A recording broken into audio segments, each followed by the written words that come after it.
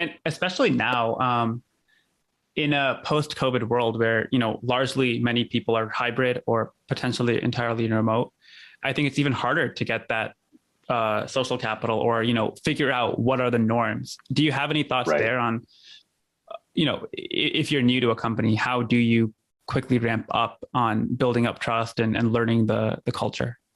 Yeah. This is a question that I am not very good at because what I focused a long time at, given that I was the site director for Facebook London, was how to connect remote sites. And I do have a lot of thoughts about that, about making that easier and harder.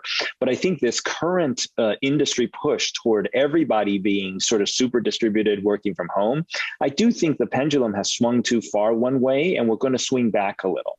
Not all the way back to everybody in person, but I do think people will realize over time that there are things built very core into our lizard brains, into our id, that are about social community, that are about actual physical connection with people, that cannot be replaced by digital avatars and like Slack groups, Yeah. So I do think that when it comes to the idea of how do you get to know a new group, I've heard so many coworkers describe the surreal thing where when they quit work at one place, right, they close their laptop one Friday and the next Monday morning, they open the laptop in the same room, they wear a different free t-shirt and they're now working for a different company. You know what I mean? And That's like true. that dynamic, like asking a person to build some sort of strong social bond, even though the scene I described to you just happened to them, Yeah. I think it's unrealistic, actually. Like no amount of like fake morale events online or like little pub quizzes online is going to like make up for that. The fact is, what is not made up for when a person is working purely remote is the interstitial times at work.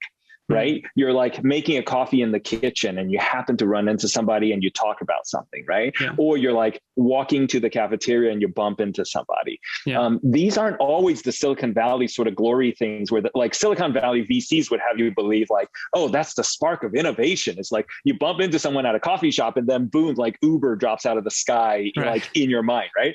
That's not the type of thing that I'm talking about. I'm talking about much more just the social connections that aren't even ideas about technology, right? But are merely just you literally feeling like you are part of a group, part of a community through casual interactions. That's the type of thing that I think people will find that they miss. And I think no amount of avataring in virtual worlds is going to make that feel the same.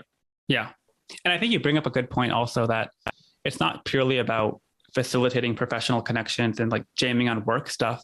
At Facebook, I started the group called Rahul at Facebook because Rahul is a very common name, right? In South Asia or India. And so, my first year, 2017, we had like a physical meetup with like 4 Rahuls. And the next year we had, I think like 10. And the year after that, we had like 16 or 20. And it kept growing and growing, right? And then eventually we had a script, which would go through every new person who joined. And if their name was Rahul, then, you get auto added to the group. But I feel like that's the kind of thing where like, groups and workplace, I mean, it doesn't have to be workplace, but this idea of facilitating connections is a big part of culture. Another example is like Dvorak, right? Like there were a core group of like Dvorak users at Facebook and they would always like bond over their weirdness. I'm curious if you had any kind of fun non-work related groups that you were active in. Yeah, great question. And I'm a Dvorak typer and I didn't know there was Dvorak at Facebook. So that's a great example where like, I would love to have been part of that community, right? So like, there's an interesting like discovery question here. I did try to see if there were, for instance, Asian American communities that would have been sort of interesting to join.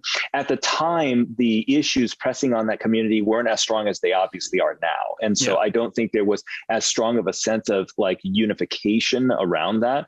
That was good. But there were a lot of sort of, hilarious groups, when we were starting the London office, we had FB London cow as a group because it was a coworker of mine dressed up in a cow suit. And so there were all sorts of pictures of photoshopping him into different memes, using the cow suit. And so there were a lot of fun ones. I find that, there were 2 types of strictly professional groups that I found were helpful. One is just the humor groups, right? So like this thing's funny, commemorating that event or trolling this one person, like those things were funny. Yeah. But then there were a lot like non-managers you mentioned, where it's not strictly professional in the sense of like trying to get some sort of professional thing done, but it was very, very much work-related issues, right? Yeah. That were discussed in a non-hierarchical way. So you aren't in a group with all the people in your organization, but you're instead in some sort of group that cuts horizontally across the entire company. Rahul at being a great example of that, right? Is that Rahul's of all levels, would be. So I do think those two types of groups were both very, very helpful to me. Yeah. And I mean, that was kind of the initial thrust of what I wanted to communicate in this video is that, I think people, when they evaluate a job or a company, they, of course, look at things like compensation. Who's my manager going to be? What am I working on? And those are obviously important. But what I think is often underappreciated is that you get a lot of professional bang for your buck and also non-professional value from having a community. And if the company can facilitate that, how would you go about evaluating a company on that criteria? Yeah, great question.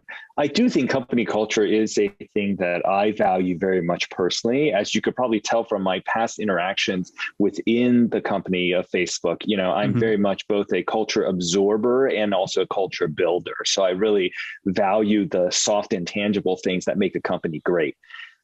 I think when thinking about companies to work for, a huge part of evaluating culture is not by explicitly what people say, but really you have to judge it by the actions and behaviors they have over time.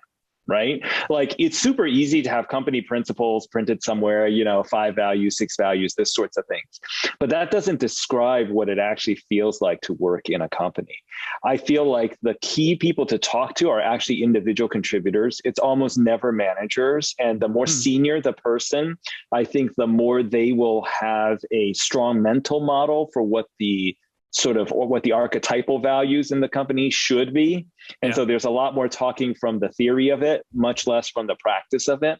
Whereas I think when you talk to individual contributors, especially ones I'd say who've been there for a while, that's the interesting part. Because once you can't talk to a person who's just joined the company 3 months in, because that's the honeymoon phase. Everything seems glorious, blah, blah, blah. You've got to talk to a person who's been there 2 or 3 years, right? Has hopefully seen the company's values either tested or shifted over time. And then they can articulate truly for you what it feels like to work in a place.